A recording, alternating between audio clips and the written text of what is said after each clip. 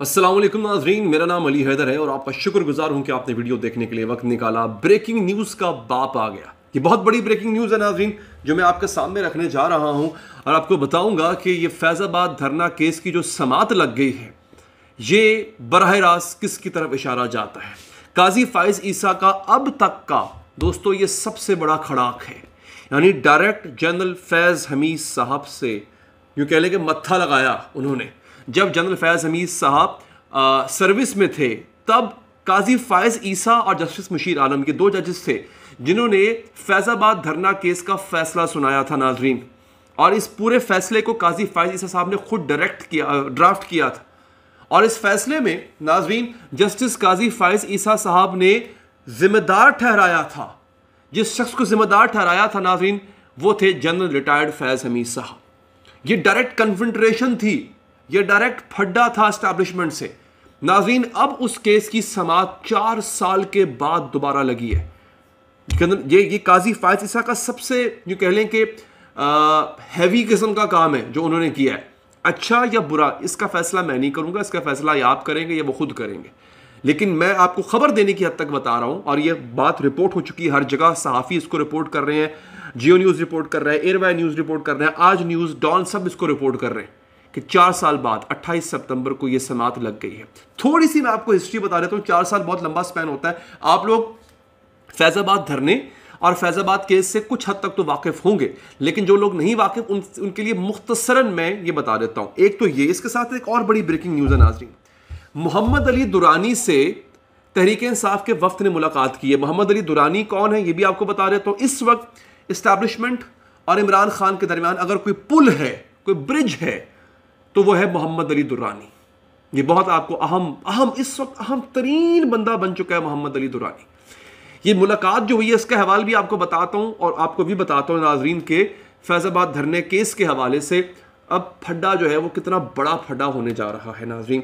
उससे पहले आप लोगों से दरख्वास्त ये है, और ये इंतहाई मुअद्दबाना दरख्वास्त है, कि आप चैनल को लाजमी सब्सक्राइब कीजिए ताकि इस तरह की आने वाली ऑथेंटिक खबरें इंशाअल्लाह, जो कि हम कोशिश करते हैं कि ऑथेंटिसिटी उसकी जांच के फिर आप तक पहुंचाएं, अपनी पूरी कोशिश करते हैं नाज़रीन आप तक बर वक्त पहुँचती रहें। तो ये सब्सक्राइब का जो बटन आप देख रहे हैं, अगर आप दबा देंगे तो इससे हमारी हौसला अफजाई होगी। दोस्तों सबसे पहले अब आ जाते हैं फैज़ाबाद की थोड़ी सी तारीख में आपको बयान कर देता हूँ नाज़रीन। BBC उर्दू इसको नोट कर रहा है। 2019 में सुप्रीम कोर्ट के 2 रुकनी बेंच ने नवंबर 2017 में जो फैज़ाबाद के मकाम पर इंतहाई दाएं बाजू की मजहबी जमात तहरीक लब्बैक पाकिस्तान की जानिब से जो धरना दिया गया था, उसके खिलाफ अदालत ने जस्टिस काजी फाइज ईसा और जस्टिस मुशीर आलम साहब ने सुओ मोटो केस लिया था, सुओ मोटो नोटिस लिया था और फिर केस का फैसला सुनाया था। हुक्म क्या दिया था उस फैसले में अदालत ने, जस्टिस काजी फाइज ईसा ने? उन्होंने कहा था कि हुकूमत को हुक्म देते हैं कि वो ऐसे फौजी एहलकारों के खिलाफ कार्रवाई करे जिन्होंने अपने हल्फ की खिलाफ वर्जी करते हुए सियासी सरगर्मियों में हिस्सा लिया। उसकी वजह क्या थी? आपको शायद याद होगा कि विजुअल से बड़े मशहूर हुए थे, बड़े वायरल हुए थे नाजरीन। फौजी वर्दी में एक अफसर हैं जो कि फैज़ाबाद के शुरका को, फैज़ाबाद धरने के शुरका को कुछ पैसे बांट रहे थे और कह रहे थे आप हमारे अपने ही लोग हैं, आप चले जाएं। अब देखिए इसके ऊपर जो है 2 किस्म की आरा पाई जाती थी। इसके हक में जो राय पाई जाती थी वो ये थी कि बेसिकली फौज ने अपना किरदार निभाया इस धरने को ख़त्म करने के लिए, यानी सिचुएशन को डिफ्यूज़ किया। कैसे? पैसे इस वजह से, पैसे इसलिए नहीं दिए कि उनसे कोई काम लिया गया था, उसके एवज उनको उजरत दी गई थी, नहीं ऐसा नहीं था। वो ये कहा जाता है कि जनाब ये पैसे उनको वापसी का किराया दिया गया था। अगर आप नोट भी करें वैसे तो फैज़ाबाद धरने में अल्लामा खादम हुसैन रिजवी साहब उस वक्त उन दिनों हयात थे जब, तो उनकी क़यादत में जो धरना यहाँ पे आया था उसमें से कई लोग ऐसे भी थे जो अपने तय आए थे जिनके पास वापस जाने का खर्चा किराया तक नहीं था। तो ये आर्मी ने या यूं कह लें कि उन अफसर साहब ने अपने तय ये कोशिश की थी कि यार चलो अल्लाह अल्लाह करके ये जा तो रहे हैं, वापस जाएं ताकि ये फैज़ाबाद का इलाका क्लियर हो, यहाँ पे जो भी इंतशार जो भी कुछ हुआ वो मजीद ना फैले। तो उन्होंने अपनी तरफ से कोशिश की थी कि इनको पैसे दिए जाएं ताकि ये किराया करके घर चले जाएं अपने। ये एक दलील ये दी जाती है, जबकि इसके बरअक्स जो है, जो इसके मुखालिफिन है वो इसके बरअक्स दलील देते हैं। अलबत्ता नाज़रीन ये फैसला आ गया। अब इसको जो है वो इसका एक हिस्सा इस फैसले का मैं आपके सामने रख देता हूँ। इसको thenews.com की ये ख़बर जो है वो मैं कोट कर रहा हूँ और फैसले में जो है वो लिखते हैं कि To best ensure transparency and the rule of law, it would be appropriate to enact laws which clearly stipulate the respective mandates of the intelligence agencies. The Constitution emphatically prohibits members of the armed forces from engaging in any kind of political activity. यानी आइन जो है वो वर्दी वालों को, armed forces को रोकता है कि वो किसी भी किस्म की सियासी सरगर्मी में हिस्सा ना ले। ये फैसले का हिस्सा था।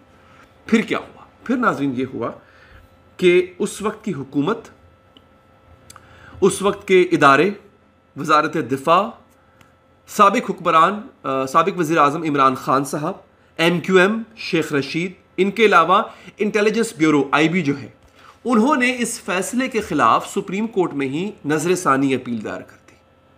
वो नजर सानी अपील 4 साल तक समाअत के लिए लगी नहीं। अब जाके काजी फाइज ईसा ने, चूंकि उन्होंने ही फैसला दिया था, उन्हीं के फैसले के खिलाफ नजर सानी अपील की गई, तो उन्होंने ही ये अपील जो है लगाई है।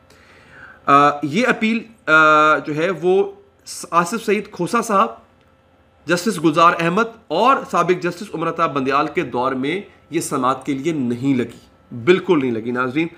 अब कहा जा रहा है कि इसको जो है वो जस्टिस काजी फाइज ईसा, जस्टिस अथर मिनल्ला और जस्टिस अमीनुद्दीन खान उस बेंच में शामिल होंगे जो ये अपील सुनेंगे। अब मुझे कानून तो इतना नहीं पता कि क्या जिस सुप्रीम कोर्ट के जिस बेंच ने फैसला दिया हो, अगर नजर सानी अपील की जाती है तो उसी बेंच का कोई मेंबर जज रिव्यू पिटिशन के अंदर या अपील के अंदर बैठ सकता है कि नहीं बैठ सकता, ये एक सवाल है। अगर कोई लीगल एक्सपर्ट नीचे कमेंट में बता देगा तो मेरे लिए आसानी हो जाएगी नाज़रीन। ये सूरत हाल है। भाईजान फड्डा, अब मैं आपको बता दूं फड्डा क्यों। देखिए नवाज मुशर्रफ किस्सा माजी का किस्सा हो गया हुआ था, लेकिन नवाज शरीफ को इक़्तिदार मिला, उन्होंने कहा कि मैं मुशर्रफ के खिलाफ गद्दारी का मुकदमा चलाऊंगा, डायरेक्ट फड्डा ले लिया एस्टैब्लिशमेंट से, क्योंकि एस्टैब्लिशमेंट नहीं, उनको नहीं अच्छा लगता कि भाई उनका साबिक चीफ को भी अगर आप छेड़ें तो।